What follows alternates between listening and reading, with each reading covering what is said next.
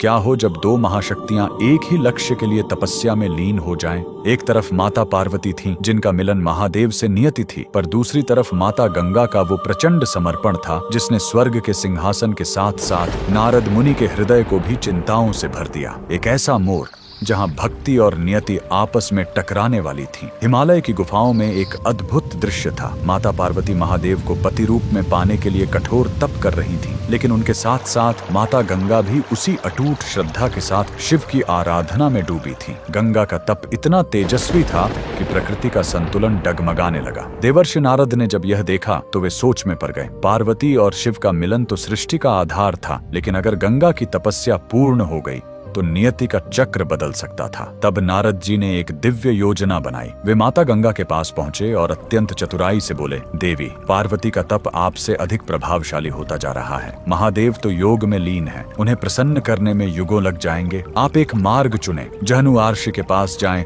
और उन्हें 108 घड़े जल अर्पित करें। यदि वे प्रसन्न हुए तो शिव स्वयं आपको मिल जाएंगे। निर्मल हृदय वाली गंगा नारद की योजना को समझ न सकीं और भक्ति के आवेग में जहनु ऋषि के पास पहुंच गईं। ऋषि उस समय गहरी समाधि में थे। गंगा का वेग और वो 108 घरों का जल ऋषि की तपस्या में बाधा बन गया। क्रोधित होकर ऋषि जहनु ने वो सब कुछ कर दिया जो नियति चाहती थी। उन्होंने गंगा के उस प्रचंड प्रवाह को पी लिया और उन्हें श्राप दे दिया। गंगा की तपस्या भंग हो गई, लेकिन उनका निस्वार्थ प्रेम महादेव तक पहुंच चुका था। तभी वहां महादेव स्वयं प्रकट हुए। गंगा की आंखों में अश्रु थे और हृदय में केवल एक ही इच्छा, गंगा की अटूट भक्ति देख महादेव ने उन्हें कहा, इस सृष्टि की नियति में पार्वती ही मेरी अर्धांगिनी है, लेकिन आपके इस निस्वार्थ समर्पण को खाली नहीं जाने दिया जाएगा। आप मेरी पत्नी बनकर मेरे हृदय में नहीं, बल्कि मेरी शक्ति बनकर मेरे मस्तक पर निवास करोगी। आज से मैं गंगाधर कहलाऊंगा और मेरा नाम हमेशा आपके नाम के बाद ही पूर्ण होगा।